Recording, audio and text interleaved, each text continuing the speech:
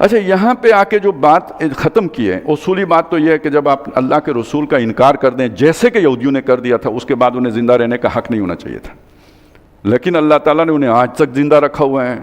تو یہ بھی تاریخ انسانی کا ایک نہائی جو ہے وہ چیپٹر ہے جو ہمارے سامنے آ رہا ہے۔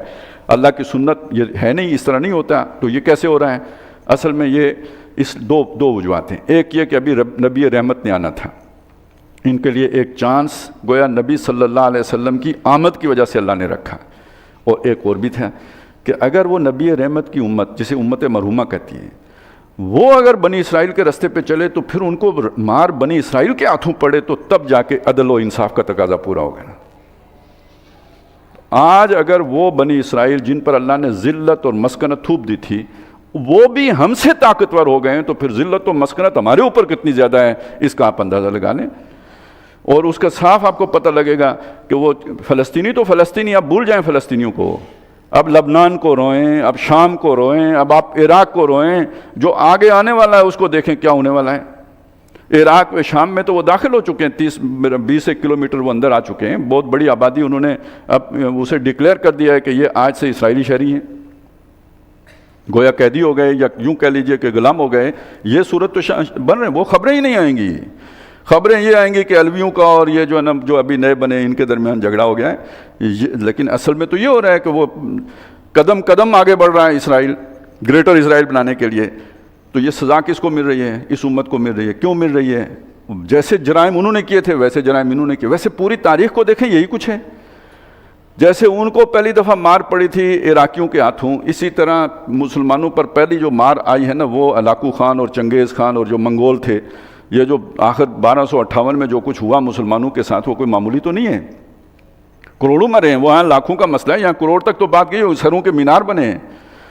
اور اس کے بعد چلیں وہ تو ایک نسلی جو ہے نا وہ امت تھی، یہ امت ذرا تھوڑی ملٹی نیشنل امت ہے، تو اس کے اندر پھر تبدیلی آئی، اور اللہ تعالیٰ نے انہی کو تاتاریوں کو ہی جو ہے نا ایمان کی توفیق دے دی ہے۔ یہاں فتنہ تاتار کے افسانے سے پاسباں مل گئے کعبے کو صنم خانے سے، تو وہ مسلمان ہو گئے۔ سلطنت عثمانیہ، وہ تو ابھی آپ نے ڈرامے دیکھے ہوں گے، تو ایک عظیم سلطنت مسلمانوں کی ایک نئی عظمت جو ہے وہ انہیں حاصل ہو گئی۔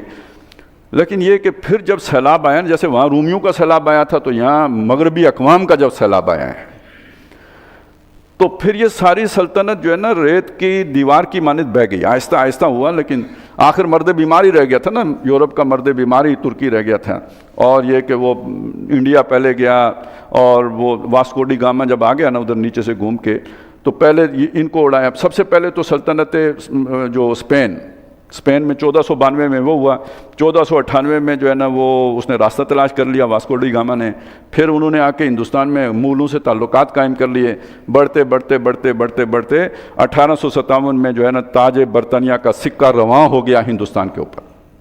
اب یہاں سے پھر باقی سازشیں ہوئی ہیں۔ بیت المقدس میں انگریزوں نے قبضہ ضرور کیا ہے، لیکن مدد کس نے کی ہے یہ آپ کو پتہ ہے؟ خانہ کعبہ سے نکالا گیا ہے ترکوں کو، بغاوت عربوں نے کی ہے، لیکن وہاں گولیاں چلانے والے مسلمان سپاہی ہندوستان سے گئے تھے انگریز کی فوج میں بھرتی ہو کے۔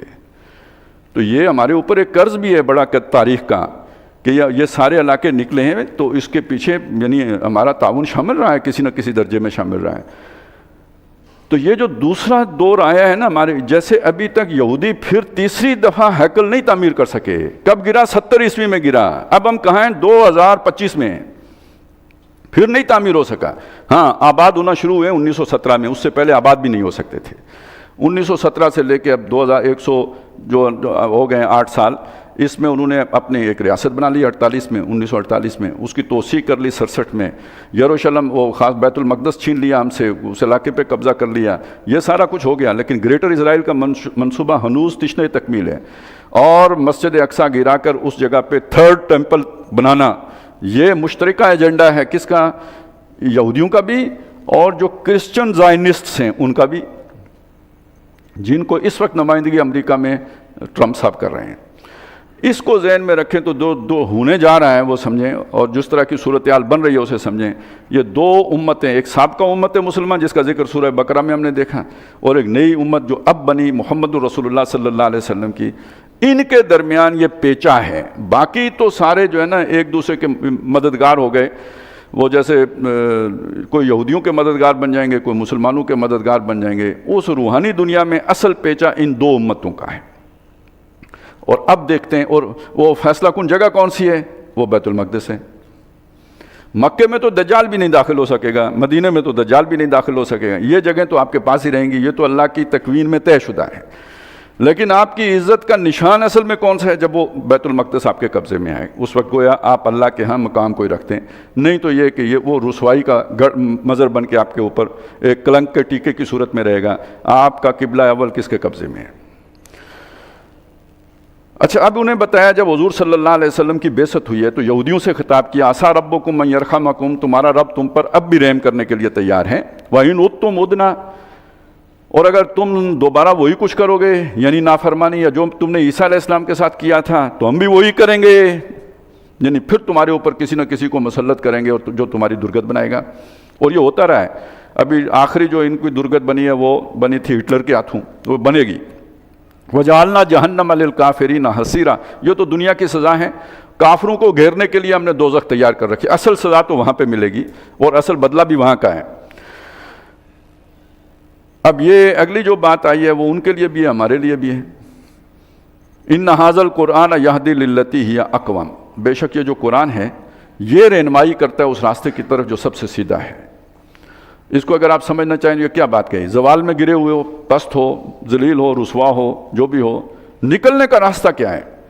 دیکھیں نا، آج میں نے آپ شروع بات یہاں سے کی تھی، جتنے آپ کے تجزیہ نگار ہیں جو ٹی وی پہ بیٹھے ہیں، جو اخباروں میں لکھتے ہیں، وہ یہی بتائیں گے آپ کو. میں نے کہا تھا یہ سطحی ان کی سوچ ہے. وہ بتائیں گے آپ کی معیشت کا مسئلہ ہے، کوئی کہے گا عسکری ترقی نہیں کر سکے، کوئی کہے گا مولوی ذمہ دار ہے، اس نے ہمیں یہاں پہ ٹورزم کو ڈیولپ نہیں کرنے دیا، یہاں پہ شراب حرام ہے جس کی وجہ سے لوگ ہمارے عیاشی کرنے کے لیے نہیں آتے تو ہم ترقی نہیں کر سکے، پیچھے رہ گئے، وغیرہ وغیرہ وغیرہ. 10 کہانیاں سنا دیں گے. فوج نہیں ہے ہماری، یہ نہیں ہے، ٹیکنالوجی سائنس میں پیچھے رہ گئے. ہم کہانی ہمیں سننے کو تو ہر طرف سے یہ ملے گی. ادھر سے آپ کے سامنے کیا کہانی آتی ہے؟ دنیا میں جس نے بھی عروج پانا ہے اس کی بنیاد قرآن مجید ہے.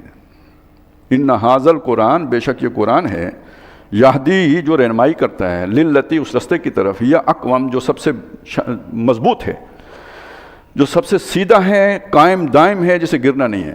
اس ایک لفظ کو سمجھنے کے لیے، اقوام کے لفظ کو سمجھنے کے لیے پیچھے آپ کو جانا پڑے گا. وہ جو آپ نے پڑھا تھا، الم تر کیف ضرب اللہ مثلا کلمۃ طیبۃ کشجرۃ طیبۃ اصلها ثابت وفرعها فی السماء.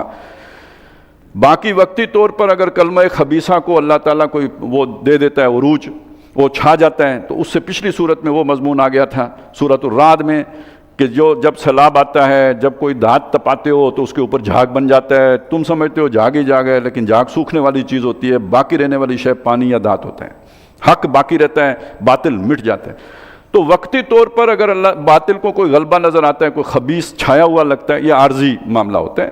دوام، استقرار و استقلال وہ جو ہے وہ کلمہ طیبہ ہی کو حاصل ہوتے ہیں. اس کلمہ طیبہ کی سورس کیا ہے؟ وہ قرآن مجید ہے.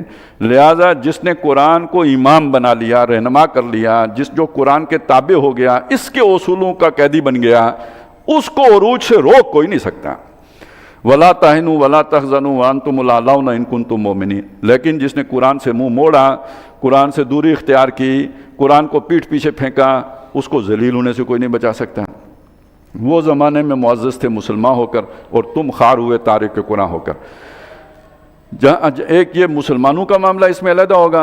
ان کے لیے قرآن کے لیے جو قرآن کے ساتھ تعلق کی بنیادیں اور ہوں گی، کافروں کے لیے اور ہوں گی. مسلمانوں کے لیے کیا ہوں گی؟ مسلمانوں کے لیے تو یہ ہوگا نا کہ اللہ پر ایمان رکھیں، توکل کریں، بھروسہ کریں. وہ جو پیچھے ہم پڑھا ہے، اللہ تتخذوا من دونی وکیلا، میرے علاوہ کسی پہ بھروسہ نہ کرو، امید نہ کرو، کسی کو حاجت روا نہ مانو. کافروں کا معاملہ کیا ہوگا؟ جو قرآن نے دنیا میں ترقی کے اصول دیے ہیں ان پر چلیں گے، محنت کریں گے، مشقت کریں گے، دنیا ملے گی انہیں. ہاں، آخرت میں حصہ ان کا کوئی بھی نہیں ہوگا. یہ ہم پیچھے پڑھ بھی آئے ہیں کہ وہ لوگ کہ جو دنیائی کے لیے محنت کرتے ہیں ہم انہیں دے دیتے ہیں، ہم ان کا نقصان نہیں کرتے، لیکن آخرت میں ان کے لیے کچھ بھی نہیں بچتا. تو اس کو ذہن میں رکھیں کہ اصل میں مسلمان اگر عروج چاہتے ہیں، باقی ساری چیزیں چاہیے. میں یہ نہیں کہتا فوج نہیں چاہیے، نہیں کہتا ٹیکنالوجی کی ضرورت نہیں ہے، کوئی اسلحے کی ضرورت، سب چیزوں کی ضرورت ہے. وَأَعِدُّوا لَهُم مَّا اسْتَطَعْتُمْ. لیکن جو بنیادی اور اہم ترین شے ہے وہ ہے اللہ پر ایمان، توحید خالص. اور اس میں اللہ کے ساتھ کسی بھی صفت میں، ذات میں کسی کو شریک نہ کرنا۔ جب آپ کسی اور کے خوف میں مبتلا ہیں تو شرک ہے نا۔ جب آپ کسی اور کی محبت میں جو ہے نا وہ آ کے اللہ کے احکام کو پیٹھ پیچھے ڈال دیتے ہیں اور سمجھتے ہیں اس کے نے جو نظام وضع کیا ہے وہ بہت اچھا ہے، تو اس سے بڑا شرک اور کیا ہوگا؟ یہ اللہ کی صفت حاکمیت میں شرک ہے۔ تو یہ ذہن میں رکھتے ہوئے کہ یہ در حقیقت مسلمانوں کی اس آج کی ذلت و رسوائی کا اصل سبب قرآن کو ترک کرنا ہے۔ تو یہ قرآن ہے جو رہنمائی کرتا ہے، جو آپ کو سکھاتا ہے اس رستے پہ چلنا جو سب سے سیدھا ہے۔ وَيُبَشِّرُ الْمُؤْمِنِينَ الَّذِينَ يَعْمَلُونَ الصَّالِحَاتِ أَنَّ لَهُمْ أَجْرًا كَبِيرًا، اور خوشخبری دیتا ہے ان ایمان والوں کو، اس ایمان کا دعویٰ کرنے والوں کو نہیں، ان ایمان والوں کو جو نیک اعمال بھی کرتے ہیں۔ اور نیک اعمال کی وضاحت میں آپ کے سامنے کرتا آیا ہوں، قربانیاں دیتے ہیں، ایثار کرتے ہیں، سب کچھ لٹاتے ہیں اللہ کی راہ میں، بھوک پیاس برداشت کرتے ہیں، جانیں ہتھیلی پہ لے کے نکلتے ہیں، سر پہ کفن باندھ کے یہ سارے نیک اعمال ہیں۔ ان لہم اجرا کبیرا، کہ ان کے لیے بہت بڑا اجر ہے۔ وان الذین لا یؤمنون بالآخرہ، اور جو آخرت کی پرواہ نہیں کرتے۔ یہ میں جان بوجھ کے ترجمہ کر رہا ہوں، بے شک وہ آخرت کو ماننے کے دعوے دار ہوں لیکن ترجیح دنیا کو دیتے ہوں، یعنی آخرت کی پرواہ نہیں کر رہے۔ اعتدنا لہم عذابا علیما، ان کے لیے دردناک عذاب تیار کر رکھا ہے۔ اور یہ ترجمہ جو میں نے جان بوجھ کے کیا ہے یہ کھلے گا جا کے سورہ کاف کے آخر میں، الذین ضل سعیہم فی الحیات الدنیا، جن کی ساری محنت دنیا میں کھو گئی، وہم یحسبون انہم یحسنون صنعا۔ یہ پہلے رکوع میں یوں سمجھے کہ کچھ اصول، کچھ بنیادی باتیں ہمیں اللہ تعالیٰ نے سمجھا دی۔ ایک نقطہ نظر ہے جو ہماری سمجھ میں آ جانا چاہیے کہ دنیا میں عروج و زوال در حقیقت قرآن کے ساتھ، یا ایمان کہہ لیں چلیں، ایمان کی سورس ہی قرآن ہے، یہ اس کے ساتھ جڑا ہوا ہے، مسلمانوں کا تو جڑا ہوا ہے اس کے ساتھ ہے۔ تو سب سے پہلے تو ہمیں تجزیہ کرتے ہوئے یہ بات دیکھنا چاہیے کہ اللہ کے ساتھ ہمارا معاملہ ٹھیک ہے یا غلط ہے۔ تو ٹھیک ہے تو پہلے اسے ٹھیک کرنا ہوگا، اس کے بغیر ہمارا معاملہ ٹھیک ہو نہیں سکتا۔ اگلے رکوع میں بھی کچھ اہم مضامین جو آ رہے ہیں، فرمایا وَيَدْعُ الْإِنسَانُ بِالشَّرِّ دُعَاءَهُ بِالْخَيْرِ، انسان کا معاملہ یہ ہے کہ اپنی دعا میں بھی جو اللہ سے مانگ رہا ہوتا ہے اس میں بھی خیر کی بجائے شر مانگ بیٹھتا ہے، ناقص عقل ہے۔ اللہ فلانی چیز دے دے، ہو سکتے ہے اس کے لیے آخرت کے اعتبار سے بہت نقصان دہ ہو، تو اس لیے کہا جاتا ہے کہ بندہ مومن کی دعا اللہ رد نہیں کرتا، لیکن وہ بے وقوفی میں کوئی الٹی سیدھی چیز مانگ لے تو وہ پھر اس کے لیے وہ دعا یا تو اللہ تعالیٰ اس سے بدل کر اسے اچھی چیز دے دیتا ہے، اور وہ نہ ہو تو اس دعا کو محفوظ کر لیتا ہے آخرت کے لیے، وہاں اسے اس سے بہت اعلیٰ دے دیتا ہے۔ کوئی بندہ آخرت میں دیکھے گا اللہ میں نے تو اتنے اعمال نہیں کیے تھے، یہ اتنا کچھ کدھر سے آ گیا؟ اللہ فرمائے گا یہ تیری وہ دعائیں جو دنیا میں قبول نہیں ہوئی تھی۔ پھر وہ حسرت کرے گا کاش ایک دعا بھی نہ قبول ہوئی ہوتی۔ تو یہ بس اتنا سارا فرق ہے، اور دنیا کی وہ اپنی حماقت سے، کم سمجھی سے، کم علمی کی وجہ سے ایسی چیزیں مانگ لیتا ہے جو اس کے لیے نقصان دہ ہوتی ہیں۔ وَقَالَ الْإِنسَانُ عَجُولًا، اور انسان ہے جلد باز۔ اب یہ بات ایک نقطہ سمجھا دیا، لیکن اس تاریخ کے تناظر میں اسے جوڑ کر سمجھائیں تو کیا مطلب ہے؟ آدمی چاہتا ہے کہ ہتھیلی پہ سرسوں جمے، ہم نے آج ایک کام شروع کیا ہے تو کل انجام تک پہنچ جائے، کافروں کو شکست ہو جائے، اسلام چھا جائے۔ یہ اللہ تعالیٰ کی سنت نہیں ہے۔ یہ دنیا میں عالم خلق میں چیزیں ہوتی ہیں، درجہ بدرجہ ہوتی ہیں، وہ ہم سورہ انشقاق میں جا کے پڑھیں گے، لَتَرْكَبُنَّ طَبَقًا عَنْ طَبَقٍ، ہم تمہیں درجہ بدرجہ اٹھائیں گے، ایک دم نہیں اٹھیں گے۔ یہ درجہ بدرجہ کیسے اٹھائیں گے؟ یہ سورہ کاف کا مضمون ہے۔ وہ اصحاب کاف جو تھے وہ کتنے مجبور تھے، مقہور تھے، کتنے کمزور تھے، اور ذوالقرنین جو آخری واقعہ وہ بادشاہ تھا، تو اصحاب کاف سے چلا کے بادشاہ، سلطنت اور حکومت تک پہنچانا، درمیان میں کتنے مراحل ہیں، یہ درجہ بدرجہ ہے، سٹیپ بائی سٹیپ یہاں سے وہاں تک لے کے جائیں گے۔ گویا یہ آخری دور کے بارے میں ایک اشارہ کر دیا گیا کہ مسلمانوں کا اور یہ جو ذلت ہو جائے گی نا، یہ جس سے میں اس وقت ہم ہیں، اس سے جو دوبارہ عروج ہوگا وہ درجہ بدرجہ ہوگا، یک بارگی نہیں ہوگا، جلدی نہ مچاؤ۔ یہ سارا جو اس وقت ہم کر رہے ہوتے ہیں یہ جلد بازی کا چکر ہوتا ہے۔ یہ جو پھٹ رہے ہوتے ہیں وہ بھی چاہتے ہیں جلدی سے اسلام آ جائے، وہ سمجھتا ہے شاید ہم ٹرین اڑا دیں گے تو اسلام آ جائے گا، یا 8-10 فوجی مار دیں گے تو اسلام آ جائے گا۔ یعنی وہ جسے کہتے ہیں نا کہرے درویش برجانے درویش، جب کسی درویش کو غصہ آتا ہے تو کسی اور کا تو کچھ بگاڑ نہیں سکتا، وہ اپنے ہی سر میں نمک کا پہاڑ گرا لیتا ہے۔ تو اسی طرح کی روش ہماری ہے، یعنی اپنے پاؤں پہ کلاڑا مارنا۔ تو انسان جلد بازی میں خیر کی بجائے شر مانگ بیٹھتا ہے۔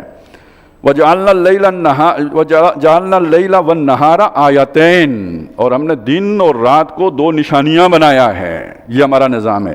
رات نہ ہو تو دن جو ہے وہ عذاب بن جائے، اور اگر دن ہی جو ہے دن نہ ہو تو رات اندھیری اور روشنی نہ ہو تو کتنا بڑا عذاب ہے.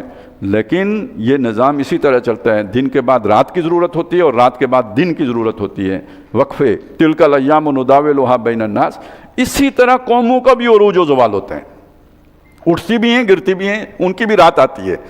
تو گویا یہ جو تمہاری پستی کا دور ہے تمہیں ختم نہیں کرنا اللہ نے، استحصال نہیں آئے گا. اللہ کے نبی کی دعا ہے جتنے وہ دوبارہ اللہ تعالیٰ تمہیں چنے گا، اٹھائے گا، اقتدار دے گا تمہیں، لیا جائے گا تجھ سے کام دنیا کی امامت کا، یہ ہوگا لیکن ہوگا درجہ بدرجہ. تو یہ رات جو ہے پہر بہ پہر ختم ہوگی. یہ ایک جو ہے نا وہ اس شان سے نہیں ختم ہوگی جس شان سے نبی صلی اللہ علیہ وسلم نے معراج کی ہے. یہ تمہاری معراج ہونی ہے لیکن درجہ بدرجہ ہونی ہے. فَمَخَوْنَا آیَةَ اللیل، اور جو رات کی نشانی ہے اس کو ہم نے مٹا دیا ہے، یعنی جیسے بندہ لو پروفائل میں کام کر رہا ہو اس طرح کا مسئلہ ہوتا ہے. وَجَعَلْنَا آیَةَ النَّهَارِ، اور جو دن کی نشانی ہے اس کو ہم نے مُبْصِرَةً کھولنے والا دیکھنے والا بنا دیا. لِتَبْتَغُوا مِنْ فَضْلًا مِنْ رَبِّكُمْ، چاہے دن کے وقت تم اپنے رب کا فضل تلاش کرو.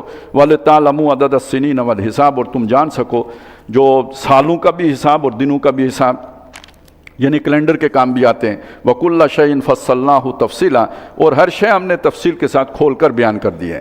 وَكُلَّ إِنسَانٍ أَلْزَمْنَاهُ طَائِرَهُ فِي عُنُقِهِ، ایک اور مسئلہ بھی ہے، ہر انسان کی گردن میں اس کی جو بدقسمتی ہے، شومیی قسمت ہے، وہ اس کے گردن میں ڈال دی ہے.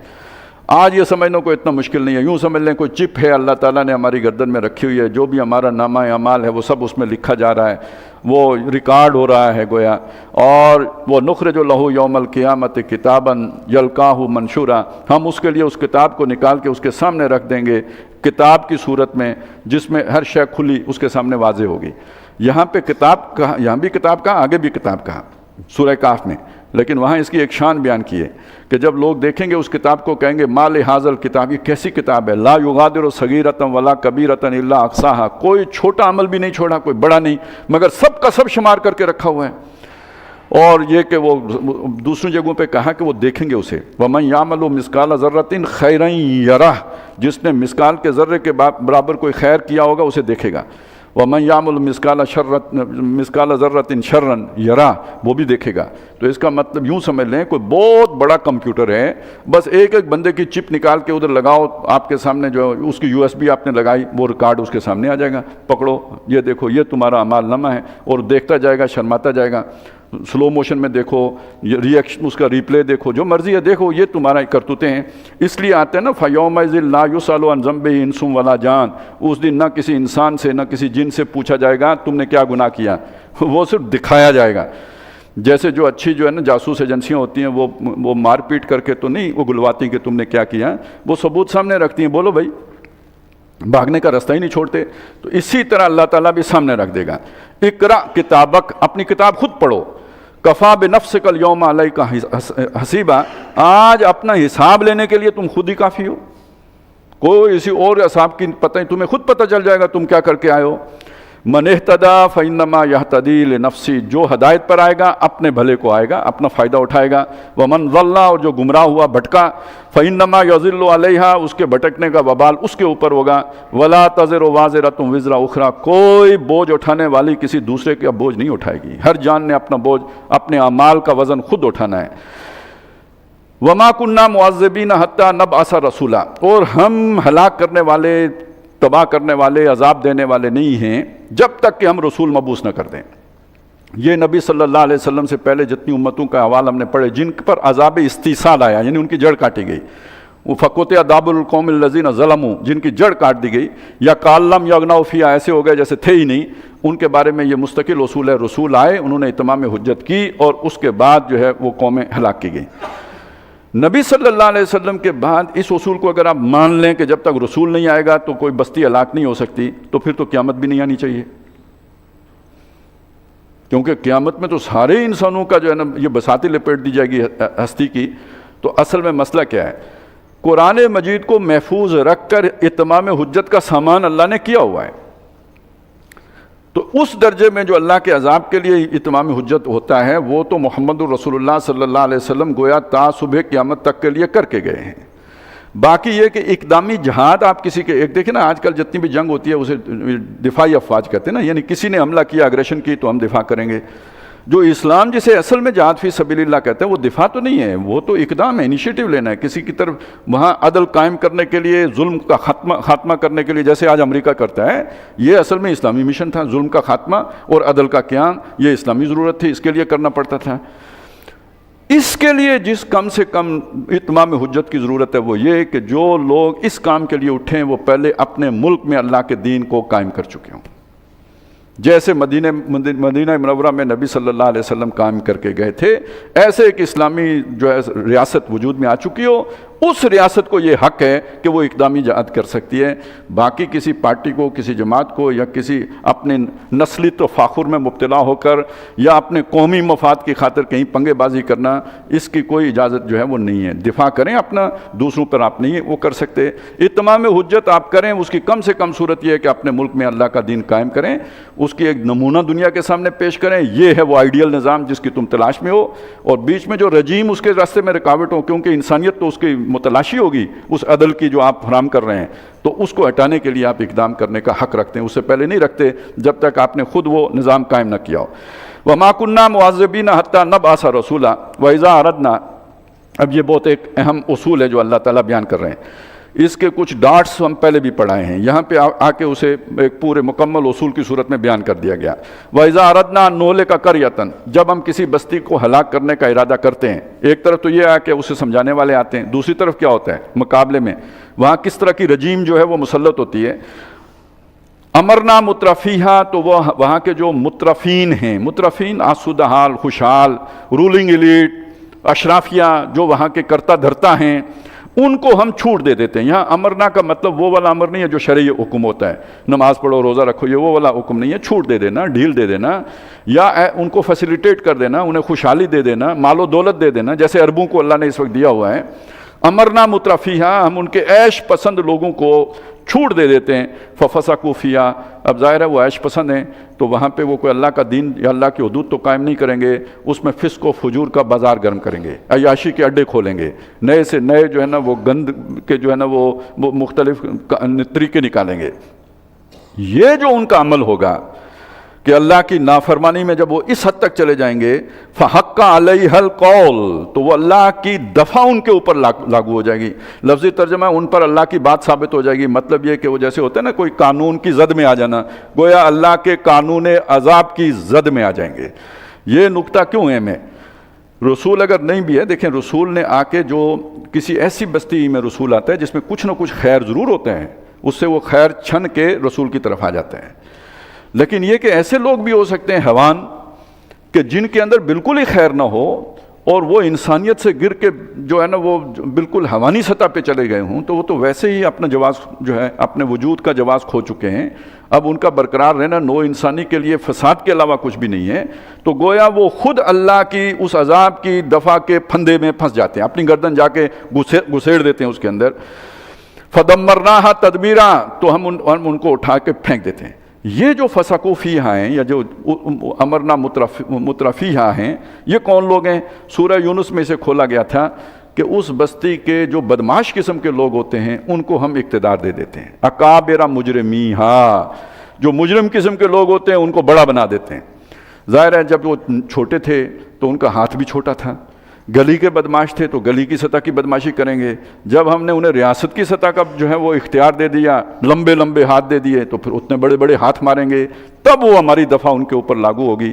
اور جب حکمران ایسے ہاتھ مار رہے ہوں گے تو ظاہر عوام بھی انہی کے رستے پہ چلیں گے، الناس علی دین ملوکہم، اور نتیجہ یہ نکلے گا کہ پوری قوم اس عذاب کا حقدار بن جائے گی جو ان کے اوپر مسلط ہونے والا ہے۔ تو ایک عذاب کا طریقہ یہ بھی ہے، اور یہ نہ سمجھو کہ یہ ہو نہیں سکتا۔ سنو، وَكَمْ أَهْلَكْنَا مِنَ الْقُرُونِ مِنْ بَعْدِ نوح، دیکھو تاریخ میں نوح علیہ السلام کے بعد کتنی بستیاں اسی اصول کے مطابق ہم نے ہلاک کر دی ہیں، برباد کر دی، تباہ کر دی، اڑا کے پھینک دی۔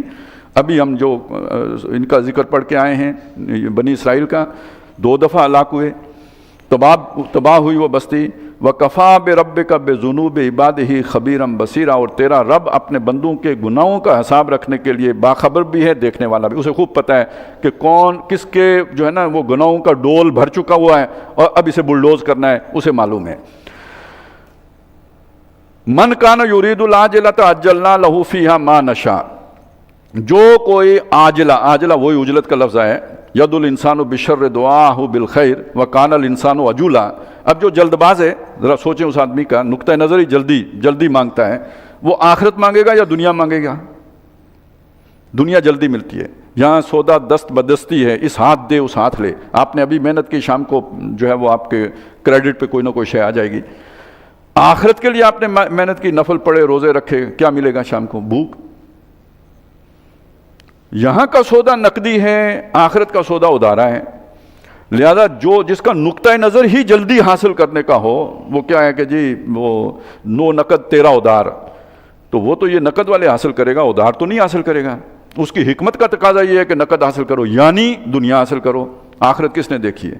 اور اگر کبھی آخرت کی مولوی صاحب کوئی فکر کروا بھی دیں تو مولوی صاحب ہی کی مٹھی گرم کے دعا کروا لو. محنت کرنے کی کیا ضرورت ہے؟ مشقت اٹھانے کی کیا ضرورت ہے؟ اور مولوی صاحب آپ کو لگتا ہے کہ ان کی دعا قبول نہیں ہوگی تو کوئی اور ڈھونڈ لو جس کی آپ سمجھتے ہیں کہ قبول ہوگی، اسے بکرا دے دو. تو آخرت چلی گئی دعاؤں پہ اور بکروں پہ، لیکن دنیا کے لیے تو محنت کرنی پڑے، اسے نہیں چھوڑ سکتے بکروں اور اس پہ.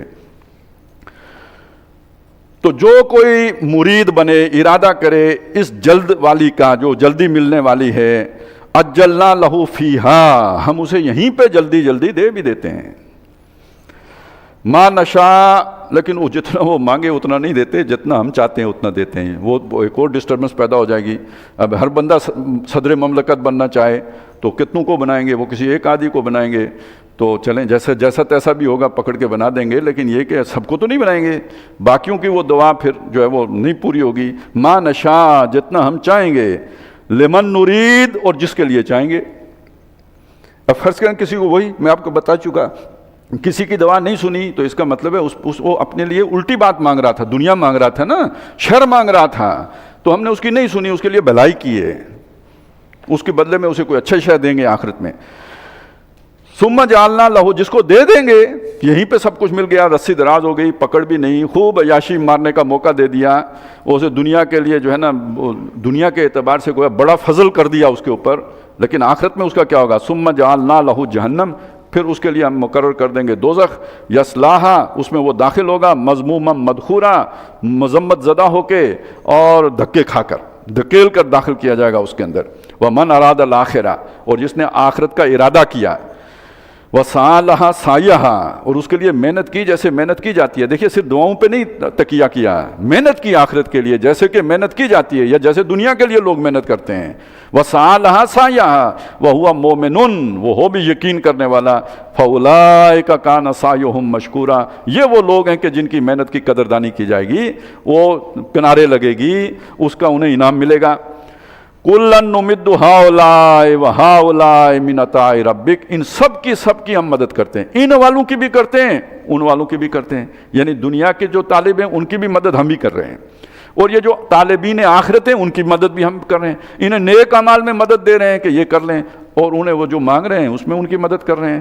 کسی کو صدر بنا رہے ہیں، کسی کو سپر پاور بنا رہے ہیں، کسی کو کیا کر رہے ہیں، یہ بھی ہم ہی کر رہے ہیں. فرعون کو بھی اقتدار ہم نہیں دیا تھا، نمرود کو بھی ہم نہیں دیا تھا.